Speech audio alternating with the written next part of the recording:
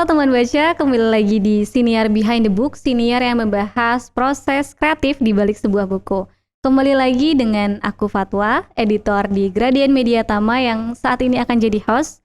Dan tentunya saat ini juga kita mendatangkan kembali nih penulis dari Gradien Media Tama yang kita udah cukup bawa jauh-jauh dari Palembang dan sebenarnya domisilinya di Jogja ya. Kita sama-sama langsung panggilkan aja Delia Putri Muhadi. Hai, perkenalkan nama aku Delia Putri Muhadi. Ini buku pertamaku. Jangan lupa baca ya teman-teman. Oke, jadi buku pertamanya tuh judulnya apa sih, Del? Ternyata anak pertama yang penuh luka itu aku. Jadi di buku pertama ini merupakan perjalanan pertama juga karir Delia sebagai penulis, betul? Betul. Betul, dan sebelum beranjak jauh ke buku, karena ini siniar pertama kamu dan buku pertama kamu, aku mau nanya dulu kesibukan kamu selain menulis buku itu apa? Kalau untuk saat ini sih nggak ada ya, cuman kuliah aja. Kebetulan aku udah nggak ikut organisasi lagi karena aku udah kelas akhir, mau fokus ke skripsi dan yang lain-lainnya juga. Oke, dan kita juga waktu itu teman-teman menemukan Delia ini justru dari email ya. Jadi Delia itu salah satu pengirim naskah di email Gradien, dan pas kita temukan tuh ternyata justru berdomisili sama penerbit kami di Jogja. Dan waktu itu prosesnya jadi cukup singkat karena kita domisilinya juga sekota, betul nggak? Betul. Oke, dan tentunya aku langsung mau narik balik ke proses sebelum kamu akhirnya nerbitin buku. Aku mau nanya, kapan tepatnya kamu suka nulis? Kalau menulis tuh aku suka dari SMP kebetulan. Nulis, cuman kayak memang ada keinginan di dalam hati ini untuk menjadi penulis dan menerbitkan buku. Cuman kan kita nggak tahu waktunya, tapi setiap hari aku berharap itu terjadi. Oke. Waktu itu SMP, tepatnya tuh nulis apa? Diari kah? Iya, kayak apa yang aku rasain aja aku tulis di situ, karena kebetulan aku asrama dan nggak pegang HP kan.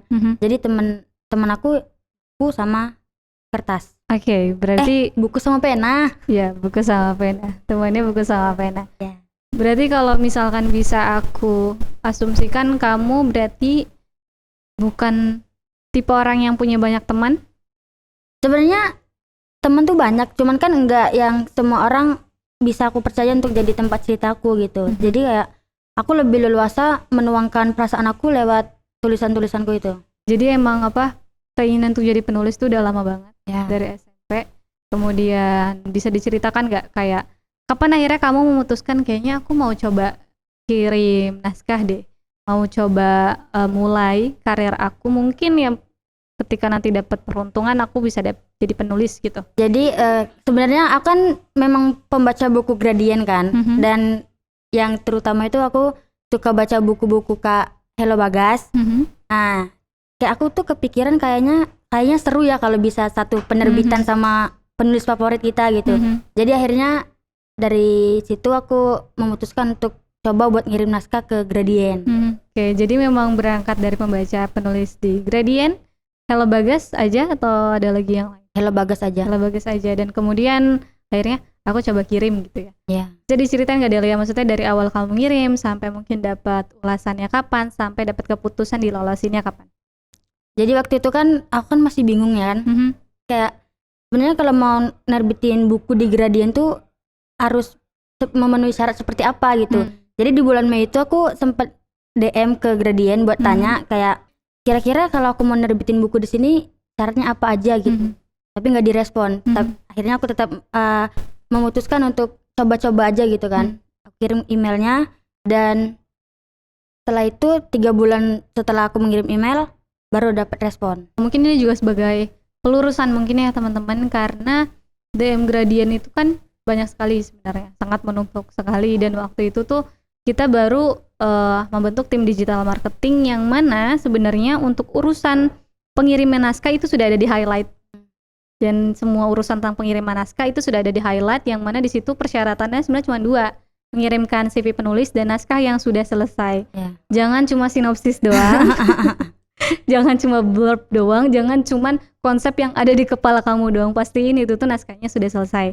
Dan emang nanti kita kasih ulasannya tuh 3 bulan kemudian. Jadi untuk teman-teman nih, misalnya yang mau ngirim juga di Gradien dan kebingungan gimana sih caranya DM aku nggak dibalas sama Gradien, karena sebenarnya udah ada alurnya sendiri. Kalau udah untuk itu udah disimpan di highlight, jadi kalian tinggal tempuh aja. Kalaupun misal nanti dari emailnya nggak dibalas fast respon, harap menunggu karena kadang kita per bulan tuh cukup overload dalam review naskah itu. Oke, kita next question, Delia. Berarti itu cukup perjalanan yang memakan waktu ya untuk lumayan, kamu. lumayan banget. Dan sampai 3 bulan kamu akhirnya mendapatkan respons, diterima gitu ya naskahnya. Gimana reaksi kamu? Apa ya? Karena sebelumnya aku kan mengirim naskah tuh sebenarnya bukan di Gradian aja, di banyak penerbitan. Dan 1 bulan setelah pengiriman naskah itu aku sempat ditolak dulu sama penerbitan lain. Jadi kayak karena waktu itu kebetulan aku nggak baca email dari Gradian. Kan sebenarnya kan Gradian udah respon duluan kan, tapi aku nggak baca email. Terus kayak keburu aku baca emailnya yang dari penolakan itu, akhirnya aku kayak udah ngedown duluan. Iya, kayak ya udahlah, kayaknya memang nggak pantas gitu loh jadi penulis kan. Iya. Tapi pas itu tuh posisinya kita lagi makan siang sama temanku. Terus kan aku buka DM IG. Dan ternyata pas aku buka tuh itu dari Gradian yang menyatakan kalau aku lolos seleksi. Ya seneng banget sih, sampai menangis sedikit. Oke. Ada adegan terharunya ya. Ada adegan dramatisnya. Tapi emang iya waktu itu juga aku sempat kesulitan kan. Untungnya kamu menyentumkan media sosial ya. Itu akhirnya kita bisa DM. Karena nah itu sebenarnya salah satu alasan kenapa CV itu masuk dalam persyaratan. Karena ketika nanti kami juga sadar dengan waktu kurang 3 bulan kadang kan penulis juga udah lupa mungkin sama naskahnya gitu. Makanya cara kita menembusi penulis tuh kadang kalau email kan nggak langsung direct ada notifnya, jadi biasanya langsung notif atau misalkan dia lewat WA biasanya langsung WA gitu. Nah sekarang jadi penulis Delia. Ya alhamdulillah. Gimana rasanya? Senang sekali ya. Apa perbedaan gini? Apa perbedaan menulis yang dulunya diary untuk di buku-buku sendiri aja dan sekarang menulis untuk khalayak ramai gitu? Perbedaannya sebenarnya itu kayak tantangan banget sih buat aku. Kalau kan aku kan sehari-hari kan memang menulis ya. Tapi tuh kayak ya aku menulis sesuai dengan isi hatiku aja, kayak nggak perlu mikir kayak ini pantas nggak sih dibaca buat orang lain gitu loh. Terus kan pas proses editing naskah ini ternyata banyak banget yang harus diperbaiki gitu. Kayak ini nih kurang pantas, kayak ini kurang ini, pokoknya banyak banget itu. Berarti jadi kamu belajar banyak juga ya? Betul. Karena emang ada perbedaan, terkadang sebenarnya menulis itu gampang, tapi mempublikasikannya itu yang tadi ya butuh banyak pertimbangan. Karena yang namanya buku ini kan udah nanti ketika bukunya disebar apalagi secara skala nasional gitu, itu buku tuh ibaratnya tuh udah bukan punya kamu lagi gitu. Orang tuh kan kadang misal menginterpretasikannya, kalau kita sering bilang, jadi menginterpretasikan tuh memaknainya kadang beda-beda juga ya. Misalkan kamu menulis di buku ini begini, kadang orang juga berbeda. Nah, apakah itu jadi salah satu ketakutan kamu? Kalau di proses nulis tuh sebenarnya tantangannya kayak ini kan sebenarnya 80%-nya memang dari diri aku. Cuman kayak aku ngerasa aku tuh punya dalam satu raga ini punya 2 jiwa gitu loh. Jadi kayak ada diri aku yang menerima dan diri aku yang kayak belum bisa menerima itu. Nah, jadi di dalam proses buku ini itu adalah diri aku yang belum menerima tadi. Terus kayak ya susahnya tuh aku harus nemuin dia, nemuin yang aku yang ini. Dan itu menurut aku lumayan sulit sih, karena ngungkit luka lama. Iya, ngungkit luka-luka lama juga kan. Luka yang harusnya udah kering malah kita basahin lagi gitu kan. Tapi ya sih, itu kenapa aku sering bilang ke teman-teman gitu ya, teman-teman pembaca, bahwa dengan kalian membeli harga suatu buku, misal 79.000, itu tuh kalian tidak membeli satu buku ini, tapi kalian membeli pengalaman penulis sepanjang 20 tahun ke belakang mungkin, yang mana tadi lukanya udah kering, tapi kita harus gimana caranya kita POV-nya ditarik mundur, biar, karena penting gitu ya untuk kita ngevalidasi perasaan pembaca juga. Jadi kalau kamu menceritakan buku tapi dalam fase kamu menerima, takutnya juga pembaca malah ngerasa diguruin. Oke. Del, dari bukunya itu kan udah jelas banget ya. Di sudut pandang anak pertama ini, apa yang kamu rasakan sebagai anak pertama? Kalau dari POV aku menulis buku ini, kayak sebenarnya berat banget sih. Terutama kayak anak pertama tuh bandel gitu loh. Kayak sebenarnya orang tua tuh nggak pernah nuntut kita untuk ini itu, cuman kayak anak pertama tuh inisiatif buat ambil beban itu sendiri. Jadi kayak semuanya dipinggul dia, padahal orang tua nggak pernah nuntut itu Nggak gitu pernah loh. nuntut itu, tapi itu kayak insting sebagai anak pertama Iya, kali ya. mungkin iya sih. Jadinya ngerasa kebebanin sendiri, padahal mungkin orang tua juga nggak pernah nyuruh itu gitu ya. Oke, kapan tepatnya kamu ngerasain beban ini? Karena nggak mungkin kamu umur 5 tahun nih udah ngerasa aku harus memikul beban seberat ini gitu. Pastinya sih setelah aku mulai ngerti tentang kayak oh ternyata aku tuh kayak gini ya gitu loh. Itu sih kayaknya sih mulai awal-awal masuk kuliah. Awal-awal masuk kuliah. Berarti belum lama ini ya? Belum. Soalnya awal-awal masuk kuliah tuh aku ngerasa kalau oh ternyata aku tuh nggak seenak itu ya gitu loh. Berarti tadi kan ada kata-kata kamu yang ngomong kalau ternyata aku tuh nggak seenak itu. Karena tadi ya kamu bilang 80% buku ini tuh risetnya justru dari kamu pribadi. Yang mana kamu kan terlahir alhamdulillah dari keluarga yang lengkap gitu sampai sekarang. Terus apa yang kamu temukan, maksudnya kesadaran seperti apa gitu akhirnya kamu nyadar oh ternyata aku juga nggak seenak itu terlahir dari keluarga yang lengkap. Jadi kebetulan kan aku satu kos tuh berdua kan, sekamar berdua sama temanku. Dan teman aku tuh yang setiap hari tuh kadang suka ditelepon sama orang tuanya kan, tanyain kabar udah makan belum ini itu. Sedangkan aku enggak gitu. Dan dari situ aku ngerasa kalau ternyata aku tuh nggak seberuntung dia gitu loh. Dan kadang juga aku kalau misalkan mau keluar malam atau apa-apa tuh nggak pernah ditelepon. Jadi ya terserah aku gitu. Kayak orang tua aku mempercayakan semuanya ke aku. Tapi kan dari sisi lain juga aku ngerasa kalau hal kepercayaan mereka tuh membuat aku ngerasa nggak dipeduliin gitu loh. Benar. Begitu. Oke, jadi kayak dikasih kebebasan tapi bebas banget nih gitu. Iya. Jadi kayak jatuhnya merasa diabaikan malah.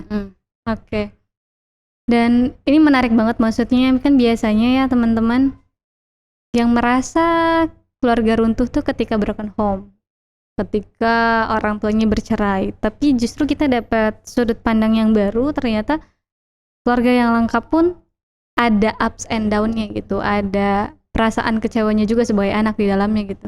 Kadang kan kita mengasumsikan langsung sekali pukul kalau dia mah keluarganya lengkap pasti happy gitu. Kamu sering dapet tanggapan kayak gitu? Sering ya? Sering banget ya.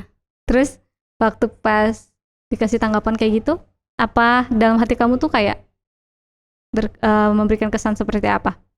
Kalau misalkan ada teman-temanku yang bilang, padahal jadi kamu tuh enak banget tau. Iya emang enak kok jadi aku gitu kan. Tapi kan dalam hati aku enggak, kayak ya kamu nggak tahu aja gitu.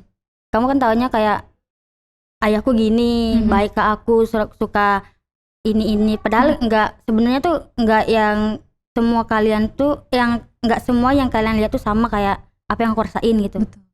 Jadi kayak setiap orang tuh punya battle tersendiri gitu ya dalam dirinya, yang kayaknya nggak semuanya juga harus diceritain ya, nggak semua juga harus kalian tahu gitu. Dan mungkin aku nggak tahu ya, cuman kayaknya aku ngebayanginnya punya keluarga yang lengkap yang diidam-idamin semua orang, tapi justru suasana yang nggak selengkap itu kayak lebih sakit ya Del? Iya benar, apalagi kan ibarat kata tuh kayak kita hidup di lingkungan orang yang membuat diri kita terluka, itu lebih sakit sih. Bener. Tapi kan nggak tahu, aku belum jangan, ini pasti terjadi kehilangan, cuman kan kalau bisa panjang-panjang lah umur orang tua kan, walaupun ini kan. Cuman ya kita juga nggak bisa kemudian menutup kemungkinan itu, karena ya kematian tuh hal yang paling mungkin terjadi dalam manusia kan. Oke, dalam buku ini nih Del, apa sih yang pengen kamu sampaikan dalam buku Ternyata Anak Pertama Yang Penuh Luka Itu Aku? Untuk membaca. Sebenarnya aku menulis buku ini cuman aku berharap kayak orang-orang yang membaca itu nggak ngerasa kalau diri dia tuh sendirian gitu. Kayak apa ya, misalkan mereka baca nih buku aku, terus kayak aku tuh pengen mereka tuh mikir kalau wah ternyata selama ini aku tuh yang ngerasain sakit seperti ini tuh nggak aku sendirian gitu. Ternyata ada juga orang lain kayak gitu. Jadi anak pertama tuh kesepian gak sih? Kesepian sih, kayak apa ya, aku sering kali ngerasa kalau kayaknya punya kakak enak ya, punya mbak enak gitu. Jadi kayaknya bisa bersandar deh. Iya, kayak apa kalau kita butuh kalau kita lagi kebingungan. Bener. Nah terus kayak tanyakan sama kakak, kak ini gimana?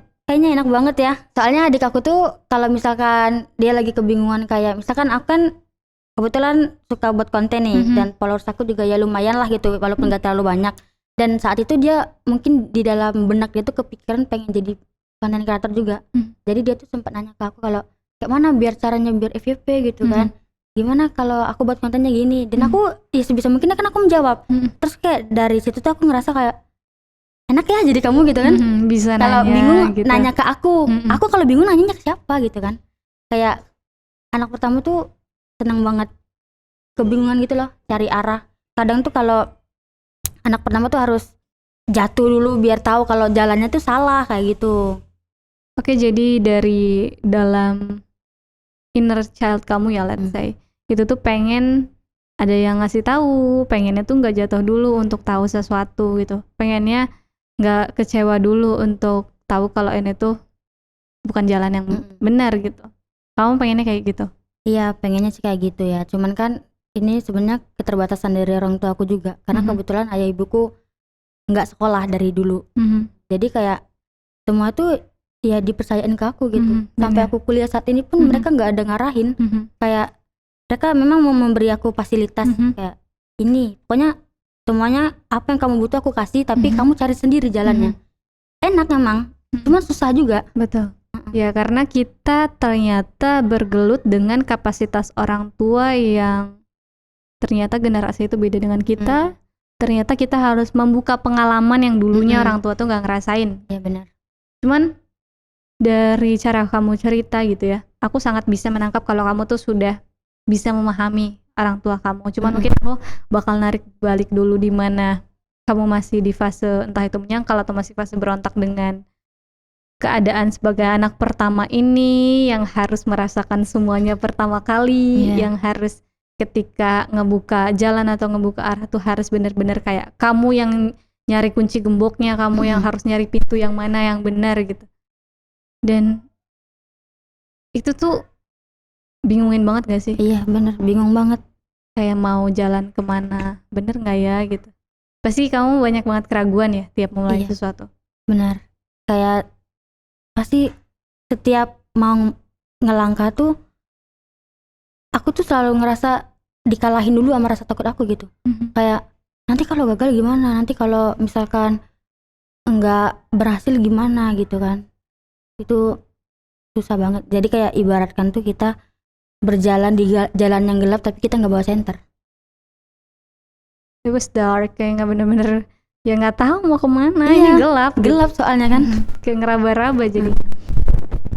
Oke, Del, aku udah bisa nangkep apa ya situasi anak pertama yang kamu rasain, karena mungkin situasi anak pertama ini dirasakan juga oleh teman baca lainnya, karena ya jadi anak pertama tuh semuanya pertama gitu. Iya benar sih. Oke. Kalau aku boleh tanya, kamu pernah di titik setakut apa sih jadi anak pertama? Pernah waktu jadi waktu aku SMA kelas 2 itu aku ada masalah besar lah pokoknya di asramaku. Dan itu kayak ngebuat aku ngerasa kayaknya aku gak pantas hidup lagi gitu. Soalnya kayak apa ya? Oke. Di saat itu tuh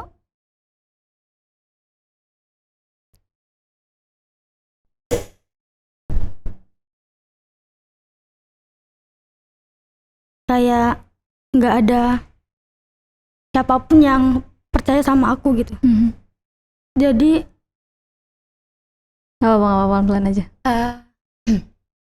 Sampai itu ngebuat diri aku juga nggak yakin sama diri aku sendiri. Terus kayak aku ngerasa kayak apalagi orang tua aku kalau dengar kabar ini gitu kan. Nah kebetulan aku nggak pegang HP kan, jadi pasti yang ngabarin orang tua pihak asramanya kan. Dan mungkin pihak asrama juga menceritakan dari sudut pandang mereka. Iya, padahal kan mereka nggak tahu apa yang aku rasain waktu itu. Tapi ya alhamdulillah, dan pokoknya aku bersyukur banget di fase itu orang tua aku bener-bener nggak marah. Kayak mereka percaya kalau mereka percaya sama aku gitu. Kayak nggak apa-apa gitu kan. Pokoknya jangan takut masalah ini tuh cuma terjadi di 1 bulan 2 bulan doang gitu. Nanti tuh orang tuh udah lupa. Jadi selama 1 dan 2 bulan ini kamu cuma perlu tutup telinga gitu. Keren banget. Oke, kita bakal beranjak dari situasi ini karena sangat menyedihkan. Kalau aku boleh tanya Del, tips untuk mungkin anak pertama yang teman baca rasakan juga di rumah, gimana caranya untuk entah itu ngelawan rasa takut atau mungkin bertahan sampai mungkin 1 bulan 2 bulan tuh dia kemudian entah itu menjadi berani atau mungkin masalahnya selesai dengan sendiri gitu. Ada nggak tipsnya? Kalau dari aku sih kayak jalanin aja. Kalau semua di situasi manapun kita pasti mikirnya harus kita jalanin aja gitu kan. Karena orang lain kan nggak pernah tahu bagaimana susahnya kita, bagaimana sulitnya kita melewati semua itu gitu. Kayak mereka taunya kita di luar tuh happy aja, padahal setiap malam nangis gitu kan. Jadi ya udah biarin orang lain tuh menilai kita dengan cerita yang mereka dengar sendiri, bukan dari kita. Karena yang tahu diri kita ya diri kita sendiri gitu. Jadi pokoknya intinya semuanya harus balik lagi ke diri kita, karena kita harus percaya dengan diri kita. Karena kalau dari diri kita sendiri nggak percaya, gimana orang lain gitu. Betul banget. Karena apa ya yang aku bisa tangkap nih dari cerita kamu, kan banyak banget ketakutan, banyak banget keraguan, banyak banget kebingungan gitu ya. Tapi dalam situasi apapun, aku merasa kamu selalu akhirnya ngelakuin itu. Walaupun kamu takut, kamu ngelakuin itu. Jadi mungkin keberanian tuh bukan berasal dari nggak adanya rasa takut, justru karena kamu tetap ngelakuin itu walaupun dengan badan kamu yang gemetar gitu ya. Dan akhirnya sekarang kan impian kamu tercapai satu persatu. Kamu jadi penulis, walaupun gak menutup kemungkinan nanti pasti ada tantangan lagi di buku kedua, tantangan lagi gimana caranya kamu merangkul pembaca lebih banyak gitu. Oke, Del, aku mau langsung ke buku. Kan buku ini terdiri dari berapa bab? Mungkin bisa kamu ceritain, dan tiap babnya tuh menceritakan tentang apa aja? Boleh buka? Boleh banget. Jadi buku ini terdiri dari 5 bab. Bab pertama itu tentang keluargaku utuh tapi dalamnya runtuh, karena di sini tuh kayak menceritakan yang orang lain nggak tahu gitu loh. Betul. Karena orang lain taunya keluarga aku utuh semuanya baik-baik aja, padahal kan di dalamnya enggak begitu ceritanya. Kayak ya aku harus ngerasain jalannya sendiri kayak yang tadi aku ceritain kan. Terus di bab kedua itu ada aku punya ayah tapi perannya menghilang. Di sini tuh kayak sebenarnya bukan perannya menghilang, cuman kayak lebih karena anak pertama tuh kan selalu semuanya sendiri-sendiri. Jadi tuh kita nggak ngerasain peran ayah gitu loh. Jadi kamu maksudnya bikin ini menjadi judul subbab tuh memang di situasi yang memang kamu harus semuanya sendiri. Despite karena tadi banyak banget kemampuan ayah dan ibu kamu yang emang terbatas karena tidak sekolah kayak gitu, dan mungkin juga nggak begitu ngerti dengan dunia kamu. Oke. Di bab ketiga tuh ada aku punya ibu tapi cintanya tak lagi hangat. Kalau di bagian bab ini itu kebetulan aku ngambil risetnya dari komentar-komentar anak-anak di TikTok aku. Jadi dari riset followers ya? Iya. Oke. Terus di bab keempat bagaimanapun juga mereka pernah mencintaiku. Jadi di sini di bab 4 ini aku kan selalu ngerasa kalau ayah ibuku tuh nggak pernah ada buat aku. Cuma kalau dipikir lagi ternyata mereka tuh pernah secinta itu sama aku, pernah sesayang itu sama aku gitu loh kan. Terus di bab 5 seandainya nanti aku tidak ada. Kalau di bab 5 tuh kayak aku ngebayanginnya tuh ini nih tentang kayak gimana ya kalau nanti aku nggak ada gitu lah. Apakah mereka akan baik-baik aja tanpa aku, atau mereka akan ikut merasakan kesedihan itu. Mungkin ini kamu tulis pas tadi di fase lagi nggak baik-baik aja. Fase terendah kamu yang kamu merasa yang tadi ya, yang permasalahan yang tadi, yang pas kamu udah merasa kayak udah nggak pengen hidup lagi ini. Mungkin juga pasti banyak banget sih. Menurut aku yakin banget karena aku juga pernah merasakan jadi anak pertama gitu. Yang ketika udah bingung tuh rasanya suka mikir kayak gitu sama kalau nanti aku nggak ada tuh gimana ya gitu. Soalnya kan kayaknya semuanya tuh ke aku gitu, ke aku berhenti di aku gitu ya. Oke Del, dari 5 chapter di buku ini tuh kan semuanya kalau aku bisa bilang tuh cukup mengandung banyak bawang ya. Benar. Dari sebabnya aja tuh kayak wah ini kayaknya menurut aku sih teman-teman yang anak pertama tuh bakal setidaknya relate dengan salah satu chapter gitu. Karena kita juga tidak bisa memukul rata pengalaman seseorang gitu ya. Benar. Tapi Del, menurut kamu nih dari 5 bab ini yang mana yang paling relate? Karena kan tadi ada beberapa yang kamu riset pembaca, tapi yang mana sih yang kamu paling relate dengan keadaan kamu? Di bab 4 sih. Bab 4 ya? Iya. Kayak bagaimanapun juga ya mereka pernah mencintaiku gitu. Itu berarti di fase penerimaan kamu. Iya. Pasti dari tadi yang aku dengar bahwa struggle kamu tuh udah banyak banget. Entah itu dari di asrama, kemudian memutuskan kuliah, mungkin mutusin jurusannya juga sendiri, mutusin kuliahnya di mana sendiri, semuanya riset sendiri. Kapan akhirnya kamu memilih untuk memberhentikan semua rasa kecewa itu terhadap orang tua kamu? Setelah aku ngerasa kalau diri aku mampu. Kalau ternyata kayak untuk bisa menentukan apa yang impian yang kita mau tuh kayak emang nggak semua anak tuh bisa harus dituntut gitu loh. Kita bisa sendiri. Betul. Dan ternyata setelah aku melihat diri aku yang kemarin-kemarin, aku ngerasa ternyata aku hebat gitu. Aku mampu untuk melakukan semuanya sendiri. Dari situ aku mulai berhenti buat kayak ya udahlah nggak apa-apa sendiri gitu. Nggak apa-apa tanpa dukungan orang tua. Yang penting mereka masih ada dan tetap doain aku. Betul banget. Dan kalau misalkan aku bisa korelasiin dengan beberapa senior yang pernah aku dengar juga bahwa ternyata punya victim mentality atau mental sebagai korban tuh gak baik gitu. Jadi kan ketika kita jadi korban, kamu merasakan kayak ketidakberdayaan gitu ya. Terus pada akhirnya kamu menarik diri kamu dan kamu harus merasa kalau enggak kok aku mampu, enggak kok aku nggak selemah itu. Itu tuh sebuah movement yang besar, bener nggak? Pergerakan yang besar. Jadi kayak itu bisa dibilang titik balik kamu. Akhirnya kayak maju loh dunia gitu. Akan gue hadapi loh dengan diri gue ini gitu. Pernah ada di mental korban tadi, kamu merasa terpuruk gak sih? Iya, pasti itu. Terus apa perbedaannya ketika kamu sudah punya mental yang berdaya?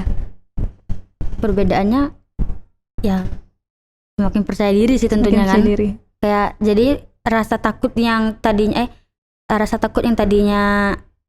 menghantam aku habis-habisan sekarang tuh kayak udah berkurang gitu. Udah kayak udah pasti kejadiannya tuh bakal sama aja gitu. Betul. Begitu. Jadi kayak kamu udah mulai menghitung, oh ini mah kayaknya udah pernah aku hadapin deh sebelumnya gitu. Abis ini tuh ya pasti bakal ada ini gitu. Jadi kamu udah bisa memprediksi gitu ya. Iya sih. Itu tepatnya itu. Iya betul. Itu indikasi dari orang yang sering menyelesaikan masalahnya sendiri tuh kadang kayak udah hafal masalah nih gitu. Apa sih lo gitu. Datang nih masalah, ya udah nggak apa-apa, nanti juga hilang atau nanti juga selesai gitu. Oke Del, mungkin aku akan nanya satu pertanyaan terakhir nih buat kamu. Lewat buku Ternyata Anak Pertama Yang Penuh Luka Itu Aku, ada nggak sih kayak harapan kamu buat membaca untuk pada akhirnya berada di satu titik penerimaan yang sama kayak kamu? Harapan aku untuk para pembaca buku pertamaku ini, semoga setelah kalian membaca buku ini, kalian tidak lagi merasa sendiri seperti yang aku bilang di awal tadi. Terus semoga kalian ngerasa kalau membaca buku ini, kalian tuh ngerasa kalau hidup tuh terus berjalan gitu loh. Nggak berhenti di tempat. Dunia itu akan terus berputar dan memberikan pelajaran-pelajaran lainnya. Terus intinya aku pengen nemenin kalian ngelewatin semua itu sendiri melalui buku-bukuku. Keren banget. Oke Del, kalau closing statementnya mungkin yang mau kamu sampaikan ke pembaca, ataupun misal kamu mau baca kutipan favorit dalam bukumu juga gak apa-apa. Oke, mungkin untuk closing statement aku bacain aja kali ya. Boleh? Ini kutipan dari buku Ternyata Anak Pertama Yang Penuh Luka Itu Aku, halaman 31. Bahkan jika harus dibandingkan dengan ayah dan ibu, kamar kecilku mungkin jauh lebih tahu tentang apa yang aku rasakan. Wow, dari buku Ternyata Anak Pertama Yang Penuh Luka Itu Aku karya Delia Putri Muhadi. Keren banget Delia, terima kasih sudah berbagi cerita dengan aku dan dengan teman baca semua. Dan teman-teman, mungkin sekian ya senior kita kali ini, dan jangan lupa nanti kalian tungguin aja terus karena nanti mungkin ada buku kedua, nanti kita juga akan bikin senior lagi. Benar. Oh iya teman baca, jangan lupa ya nanti untuk kalian tuh ketika udah dapat info kalau bukunya Delia ini ada di toko-toko buku online ataupun toko buku kesayangan kalian, jangan lupa dibeli. Dan juga jangan lupa beli buku yang tidak bajakan. Ya, buku yang original, buku yang tidak bajakan, karena kalian satu buku yang kalian beli itu sangat bermakna banget untuk penulis, penerbit, dan mungkin tim-tim lainnya di belakang layar kayak gitu. Dan juga aku juga mau ngingetin bagi kalian yang kebingungan nih kalau mau beli online di mana, kalian bisa beli di 3 store buku seperti Jeda Bookstore, Republik Fiksi, ataupun Bumi Fiksi. Seperti itu, aku Fatwa pamit undur diri. Sampai jumpa di lain kesempatan, sampai jumpa di lain kebaikan.